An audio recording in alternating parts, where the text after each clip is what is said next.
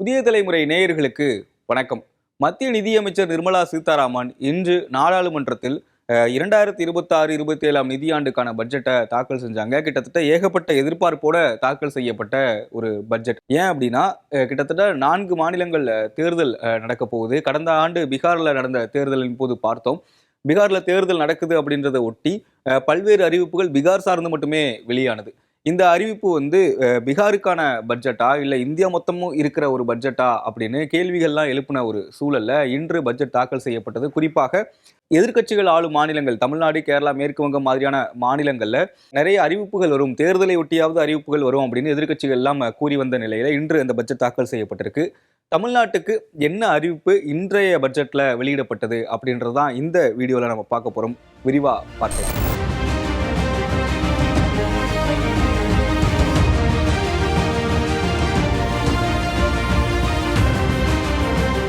இன்றைய பட்ஜெட்ல தமிழ்நாட்டுக்கு அப்படின்னு பிரத்யேகமாக ஏதேனும் திட்டங்கள் கொண்டு வரப்பட்டிருக்கா, பட்ஜெட்ல நிதி தாக்கல் செய்யப்பட்டிருக்கா அப்படின்னா தாக்கல் செய்யப்பட்டிருக்கு. அந்த வகையில தமிழ்நாட்டுக்கு என்ன பிரத்யேகமான திட்டங்கள் கொண்டு வரப்பட்டிருக்கு அப்படின்றதான் பார்க்க போறோம். முதல்ல தமிழ்நாடு, கேரளா, ஒடிஷா, ஆந்திர பிரதேசம் உள்ளிட்ட 4 மாநிலங்கள்ல டெடிகேட்டட் ரேர் எர்த் காரிடார் அமைக்கப்பட இருக்கு அப்படின்னு மத்திய நிதியமைச்சர் நிர்மலா சீதாராமன் அறிவிப்பை வெளியிட்டிருக்காங்க. இந்த திட்டத்தோட நோக்கம் என்ன அப்படின்னா, அரிய வகை கனிமங்களுடைய உற்பத்தியை மேம்படுத்தணும் அப்படின்னு சொல்லி அதை மைனிங், ப்ராசஸிங், ரிசர்ச், அது மட்டும் இல்லாமல் மேனுஃபேக்சரிங் இது மாதிரியான கட்டமைப்புகளை இந்தியாவிலேயே ரொம்ப வலுவாக அமைச்சிடணும் அப்படின்றது தான் இதோட நோக்கம் அப்படின்னு சொல்லியிருக்காங்க. இன்னும் குறிப்பிட்டு சொல்லணும் அப்படின்னா அது என்ன ரேர் கெமிக்கல் காரிடார் அப்படின்னா, ஒரு 17 கெமிக்கலி சிமிலரான இருக்கிற ஒரு தனிமங்களை கொண்ட ஒரு குரூப் தான் இது அப்படின்னு சொல்றாங்க. ரேர் எர்த் மினரல் அப்படின்னு இதை சொல்றாங்க. இது நவீன தொழில்நுட்பங்களுக்கு ரொம்ப ரொம்ப அவசியமாக இருக்கு. குறிப்பாக சொல்லணும் அப்படின்னா smart phone, electric vehicle, fighter jet, செயற்கைக்கோள்கள், ஏவுகணைகள் இந்த மாதிரியான சாதனங்களை உருவாக்குவதற்கு இது ரொம்ப ரொம்ப அவசியமாக பார்க்கப்படுகிறது. இந்த ஒரு சூழல்ல தான் தமிழ்நாட்டிலும் இந்த திட்டம் அமல்படுத்தப்பட இருக்கு. இதன் மூலமா இந்த நிதியின் மூலமா இந்த திட்டத்துடைய மூலமா இந்தியாவில் 2030 ஆண்டுக்குள்ள கிட்டத்தட்ட 50,000 வேலை வாய்ப்புகள் உருவாகும் அப்படின்னு தெரிவிக்கிறாங்க. அது மட்டும் இல்லாம 10 பில்லியன் ஏற்றுமதி செய்யப்படும் அப்படின்னும் 10 பில்லியன் அளவுக்கான ஏற்றுமதி பெறப்படும் அப்படின்னு பொருளாதார ஆய்வாளர்கள் கணிச்சிருக்காங்க.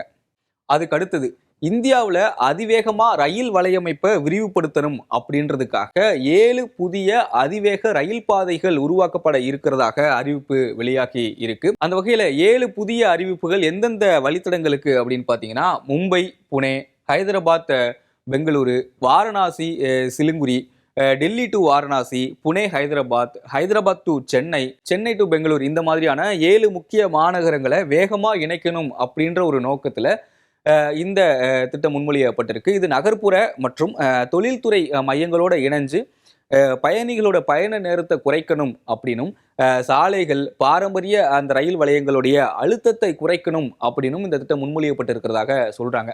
அந்த வகையில தமிழ்நாட்டுக்கு 2 புதிய வழித்தடங்களை கொடுத்திருக்காங்க இந்த பட்ஜெட்ல.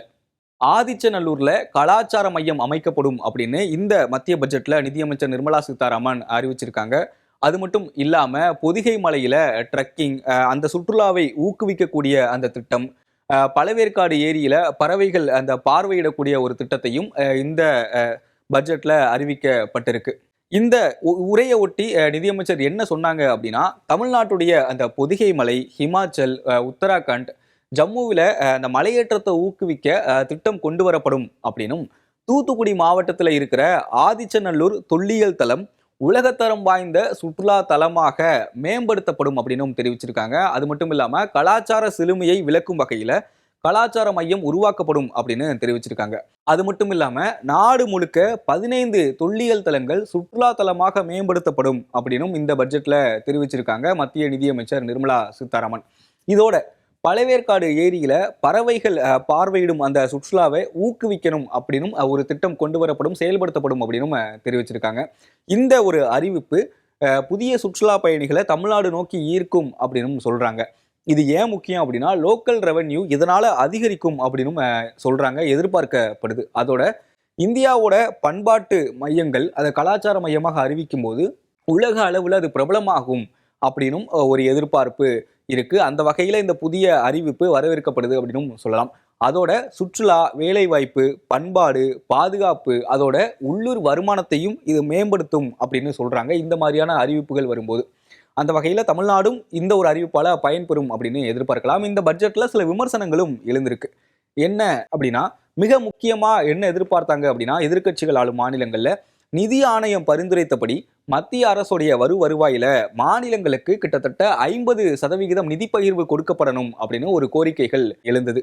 இன்று காலையில கூட முதலமைச்சர் மு.க. ஸ்டாலின் இது தொடர்பான ஒரு கருத்தையும் பதிவிட்டிருந்தார். ஆனா எந்த ஒரு அது தொடர்பான அறிவிப்பும் இந்த இதுல இல்ல அப்படின்றது மிக முக்கியமாக பார்க்கப்பட வேண்டியிருக்கு. மாநிலங்களுக்கான நிதி பகிர்வுல எந்தவித மாற்றமும் இல்லாம நிதி பகிர்வு 41% தொடரும் அப்படின்னு நிதியமைச்சர் நிர்மலா சீதாராமன் தெரிவிச்சிருக்காங்க. இதோட எதிர்க்கட்சிகள் சில விமர்சனங்களையும் முன் வச்சிருக்காங்க. எல்லாமும் ஏமாற்றமாக இருக்கிறது அப்படின்னு கனிமொழி கருணாநிதி எம்பி அவர்கள் குறிப்பிட்டிருந்தாங்க. எதிர்க்கட்சிகள் தொடர்ச்சியாக விமர்சனம் வச்சுட்டு இருந்தாங்க. ராகுல் காந்தி, மக்களவை எதிர்க்கட்சி தலைவர் ராகுல் காந்தி ஏமாற்றமாக இருக்கு அப்படின்றத குறிப்பிட்டிருந்தார். இளைஞர்களுக்கான வேலை வாய்ப்புகளை கவனம் செலுத்தல, எதுலையுமே இவங்க கவனம் செலுத்தாம இருக்காங்க அப்படின்னு தெரிவிச்சிருந்தார். எதிர்க்கட்சி தலைவர் எடப்பாடி பழனிசாமி, நயினார் நாகேந்திரன் போன்றவரெல்லாம் வரவேற்று கருத்துக்களை வெளியிட்டு இருந்தாங்க. என்டிஏ கூட்டணியில இருக்கிற கட்சிகள் வரவேற்று கருத்துக்களை வெளியிடுறாங்க இந்த பட்ஜெட்டை. ஆனா எதிர்க்கட்சிகள் விமர்சனங்களை முன்வைக்கிறாங்க. நிதி பகிர்வு மிக முக்கியமான விஷயமாக பார்க்கப்படுது. இன்னும் பல்வேறு தகவல்கள் இருக்கு. இந்த பட்ஜெட் தொடர்பான உங்களுடைய கருத்து என்ன? கமெண்ட்ல சொல்லுங்க. நன்றி.